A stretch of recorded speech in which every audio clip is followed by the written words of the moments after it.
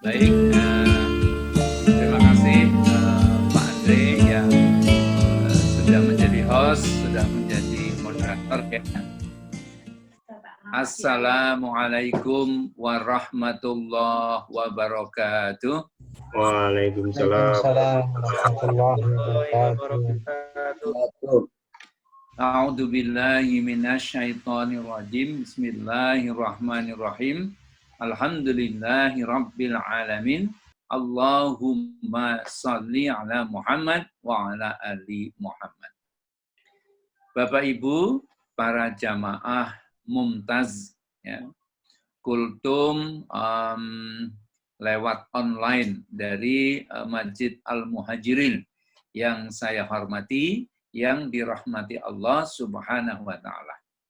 Yang pertama, tentu kita tidak boleh lalai ya untuk selalu bersyukur kepada Allah Subhanahu wa taala atas limpahan nikmat dan karunia yang tercurah kepada kita.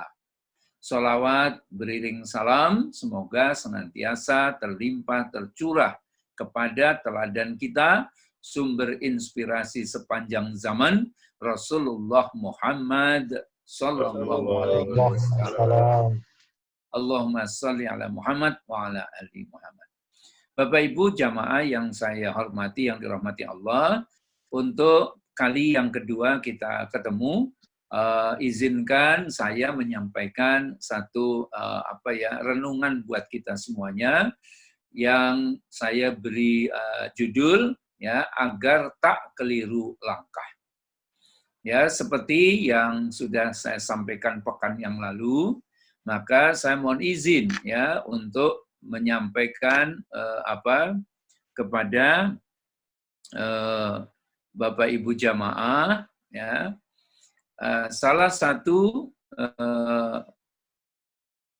surat yang saya ambil, saya kutip ya, tapi ini tidak utuh ya, saya ambil tengahnya saja ya, yaitu di surat Al-Baqarah ya, surat yang ke-216 ya. A'udzubillahi minasyaitonirrajim. Bismillahirrahmanirrahim. Wa asa an ta'rahu syai'an wa hu khairul lakum wa asa an tuhibbu syai'an wa huwa syarrul lakum. Terjemahan yang saya ambil di dalam Quran online, tetapi boleh jadi kamu tidak menyenangi sesuatu, padahal itu baik bagimu. Dan boleh jadi kamu menyukai sesuatu, padahal itu tidak baik bagimu. Ya. Jadi konteks dari ayat ini memang ketika Rasulullah mengajak para sahabat waktu itu untuk pergi berperang. Ya. Ada yang tidak bersedia untuk mengikuti ajakan Rasulullah untuk berperang. Maka kemudian dilukiskan ya oleh Allah dalam surat Al-Baqarah ini dengan kalimat yang sangat indah ini. Ya, bahwa kamu tidak menyenangi sesuatu, padahal itu sebenarnya baik. Dan sebaliknya, boleh jadi kamu menyukai sesuatu, padahal itu tidak baik bagimu. Lalu bagaimana untuk kehidupan kita sehari-hari? Konteks dari ayat ini buat kita semuanya? Saya menganggap bahwa ini adalah sesuatu yang terjadi perbedaan persepsi ya, antara apa yang dimaui Allah dengan apa yang sering ada di dalam diri kita. Nah, ketika terjadi perbedaan persepsi antara kita dengan Allah Subhanahu wa taala, hampir bisa dipastikan perbedaan persepsi itu berpotensi merugikan dan mencelakakan kita sebagai manusia, sebagai hamba Allah Subhanahu wa taala.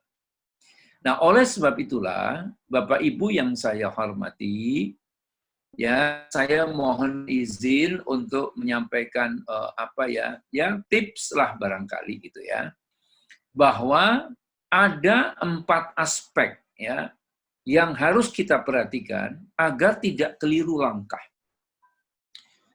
Kenapa kemudian saya mengurutkannya sebagai yang pertama aspek jiwa atau ruhani?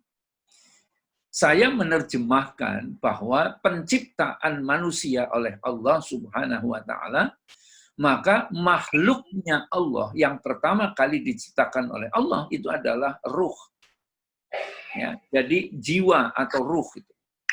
Nah, setelah itu kemudian Allah menciptakan raga ya yang ada di dalam rahim ibu kita masing-masing. Dari setetes darah, kemudian segumpal daging, lalu dilengkapi dengan tulang belulang dan seterusnya. Itu adalah aspek fisik. Nah, ketika aspek jiwa ketemu dengan aspek fisik, ya, maka kemudian Allah memberikan karunia yang luar biasa yang terkait dengan pertama adalah aspek intelektual. Kita diberikan kemampuan oleh Allah untuk memikirkan, untuk menganalisa, untuk mencerna, ya. Itu adalah aspek intelektual. Bahwa kemudian kita juga punya perasaan, ya, bahwa kita itu mencintai keluarga kita mencintai Allah, kita mencintai Rasul misalnya, ya. Itu adalah aspek-aspek emosional. Maka dari 4 aspek ini, Bapak Ibu para jamaah yang saya hormati, ya, maka yang pertama kalau kita kaitkan dengan amalan, ya, maka ya ada amalan jiwa, amalan rohani. Kemudian yang kedua amalan fisik atau amalan jasmani, ya. Kemudian yang ketiga adalah amalan intelektual, ya, amalan pikiran, ya. Dan yang keempat adalah amalan emosional atau amalan perasaan. Gitu ya. Terus seperti apa ya agar kita itu tidak keliru langkah? Ya, maka yang pertama terkait dengan aspek jiwa atau aspek rohani. Jadi Bapak Ibu yang saya hormati, keempat aspek yang Allah ciptakan melekat pada diri kita ini, ya. Itu ternyata masing-masing itu punya kebutuhan. Ya. Aspek jiwa, ya, kebutuhannya tidak lain apa itu? Dekat dengan Allah Subhanahu wa taala. Jadi itu adalah kebutuhan jiwa, kebutuhan rohani, ya. Jadi dekat dengan Allah, ya, taat kepada Allah, ya. Ini terjadi dialog gitu ya antara Allah dengan ruh yang ada di dalam rahim ketika pertama kali disatukan dengan raga kita, ya. Kita sudah berjanji waktu itu bahwa Allah adalah Tuhan kita. Allah adalah Tuhan saya. Berarti apa? Secara sunnatullah, aspek jiwa rohani itu ingin agar taat, ingin agar dekat dengan Allah Subhanahu wa taala. Maka apapun yang kita lakukan apabila itu membuat kita menjadi kian taat dan kian dekat dengan Allah Subhanahu wa taala, maka apa? Ya lakukan, tidak perlu harus ragu-ragu. Kemudian yang kedua, Bapak Ibu para jamaah, amalan yang terkait dengan aspek fisik, ya, jadi jasmani kita, ya, itu adalah amalan yang membuat fisik atau jasmani kita itu makin sehat dan makin bugar. Karena memang sunnatullah terhadap fisik atau terhadap jasmani ini itu adalah sehat dan bugar. Itulah kebutuhan, ya, yang ada pada fisik kita, yang ada pada tubuh kita ini. Jadi kita tidak boleh menyia-nyiakan atau kita tidak boleh aniaya terhadap tubuh kita. Mohon maaf ini ya, sekali lagi mohon maaf. Kan ada kan orang yang senang merokok gitu lah, ya, senang, ya. Padahal itu sesungguhnya apa? Tidak baik bagimu. Kenapa kok tidak baik bagimu? Karena itu menganiaya jasmani kita. Ya. Terus orang yang suka begadang, ya, melek sampai larut malam. Barangkali senang dia suka melakukan itu. Tapi apakah itu baik bagi kita? Enggak. Kenapa? Karena itu aniaya terhadap tubuh kita. Lalu yang ketiga adalah aspek intelektual. Apa sih kebutuhan dari aspek intelektual itu? Kebutuhan aspek intelektual itu adalah belajar. Ya, maka diwakili oleh ayat yang pertama yang Allah berikan pada Rasulullah. Iqra bismi rabbikal ladzi khalaq. Iqra, membaca. Membaca di sini itu adalah bisa diterjemahkan juga sebagai apa? Sebagai belajar. Maka apapun yang kita kerjakan, kalau yang kita kerjakan itu menambah atau membuat kita itu kian cerdas dan kian berilmu pengetahuan, maka tidak perlu ragu-ragu. Lakukan itu. Kenapa sih? Karena sesuai dengan sunnatullah aspek intelektual.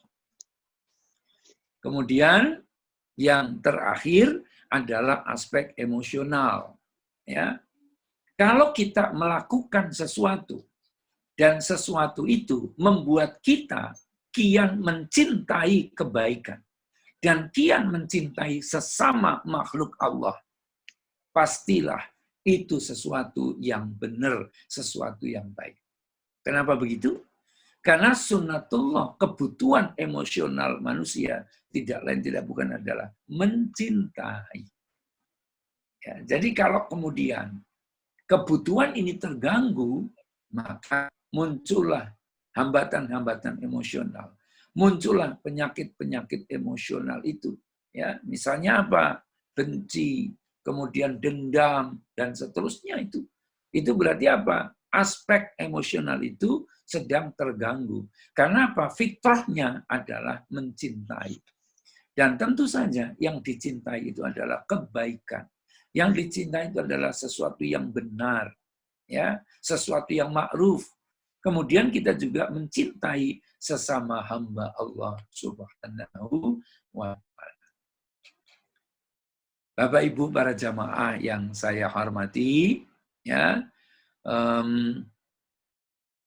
saya kira seperti itu, ya, yang bisa saya sampaikan dalam kesempatan yang baik ini, ya, karena waktunya juga menjadi